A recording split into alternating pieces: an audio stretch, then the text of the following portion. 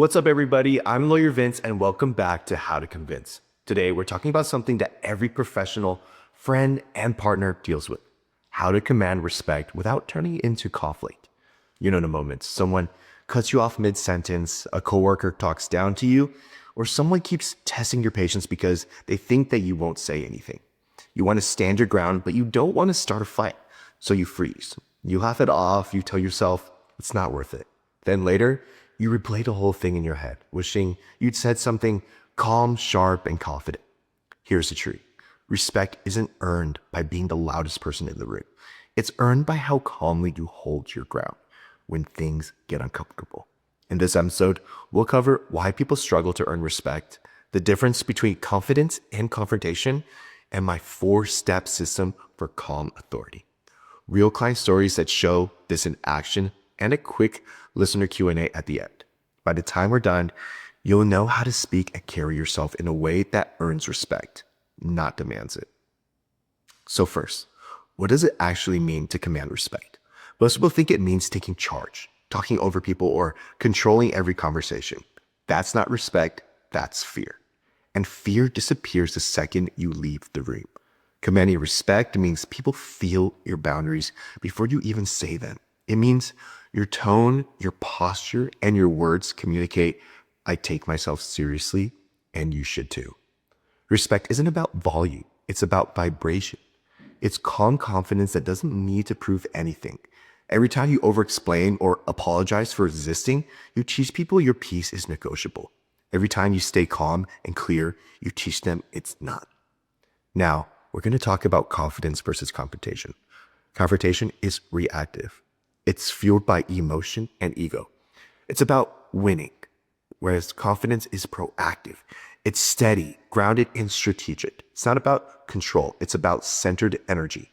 Confrontation is loud. Confidence is quiet, but it hits harder. For example, someone interrupts you in a meeting. Confrontation would sound like, can you stop cutting me off? Right? Confidence sounds like, I wasn't finished. Let me complete that thought. Same boundary, different impact. Confidence is the art of being firm without being forceful. That's what earns lasting respect. Now, we're going to talk about my simple system for calm authority. Step 1, control your tone. When things get tensed, lower your voice. A calm tone commands more attention than a loud one. Step 2, use concise language. Keep it short. Say, that doesn't work for me, or here's my decision. Clarity earns respect. Step number 3, hold eye contact. Not aggressive, just steady. It says, I'm not afraid to be here. And step 4, end with a period, not a question mark. No more rising tone at the end of your sentences. Say what you mean. Pause. See, that silence tells everyone, my thought is complete. Do these 4 things consistently and people start taking you seriously, even before you speak. All right, let's make it real with some real client stories. The first one of my clients, he's a junior attorney and kept getting talked over in team meetings. She'd say, I just think maybe we could. And that people would tune out. See, we worked on phrasing. Now she says, here's my recommendation. Same idea, totally different presence. Within a month, her boss started asking for her opinions first. That's the power of tone and structure. Another client of mine backed down every time an employee pushed back.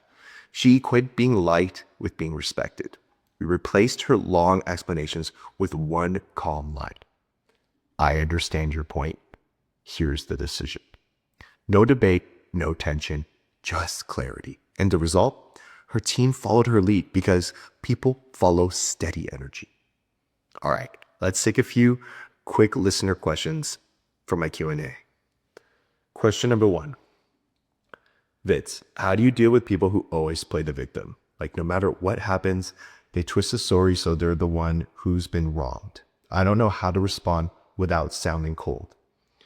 When someone always plays the victim, what they're really saying is, I don't know how to take accountability. Your job isn't to convince them to, it's to stop trying to do what they won't face. You can stay calm and say, I hear that this is hard for you. Then stop there. No rescuing, no arguing.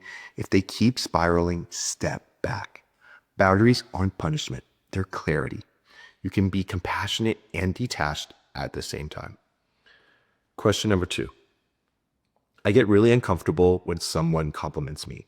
I either deflect or make a joke. How do I just say thank you without feeling awkward or conceited? Compliments are like emotional deposits. When you reject them, you're returning the gift unopened. Try this instead. Pause, smile, and simply say, thank you. That means a lot. You don't need to downplay it or return one right away. Receiving gracefully is a form of confidence. It tells people, I believe you. And when you can believe good things about yourself, it stops feeling awkward. Question number 3. How do I stop replaying conversations in my head after an argument, even when it's over? I keep thinking about what I should have said or how I could have handled it better. That replay loop in your brain, trying to find safety after the fact, it's not obsession, it's unfinished emotion. The trick is to close the loop consciously. Write down the sentence you wish you said. Then say it out loud, privately. And once your brain hears it, it stops searching for that closure. You can't rewrite the past, but you can teach your nervous system the conversation is over. That's how you stop carrying arguments that already ended. Question number 4. What's your advice for when someone keeps giving you unsolicited advice? Like, I'll vent about something small and suddenly they're lecturing me. It makes me not want to share anything anymore. This one's simple. Most people listen to solve, not to support. When you start sharing, pre-frame it. Say, can I vent for a sec? I'm not looking for advice. I just need to get it out. You're giving them direction before they default to fixing. And if they still jump in, say, I appreciate it, but I just needed to talk it through. You're not rejecting their help, you're redirecting it. That's how you protect connection without shutting people out. Now, question number 5. Do you think it's possible to forgive someone and still not want them in your life? I feel guilty setting boundaries even though I know they're not good for me. Absolutely. Forgiveness and access are completely different things. Forgiveness clears your heart. Boundaries protect your peace. You can wish someone well and still walk away. You can let go of resentment and still lock the door. Don't confuse kindness with open access. Forgiveness says, I'm free. Boundaries, they say, I plan to stay that way. All right, here's your challenge this week. Think of one recent situation where you felt disrespected. Write down exactly what you wish you'd said. Calm, clear, just one sentence, then say it out loud 3 times until it feels natural. That's how you train your voice to match your confidence. If this episode helped you, subscribe, like the video, enjoy your newsletter. Drop a comment that says, calm is power, so I know you made it to the end. I'm Lawyer Vince, and this has been How to Convince. Thank you so much for being here. And remember, respect isn't demanded, it's demonstrated. I'll see you same time next week.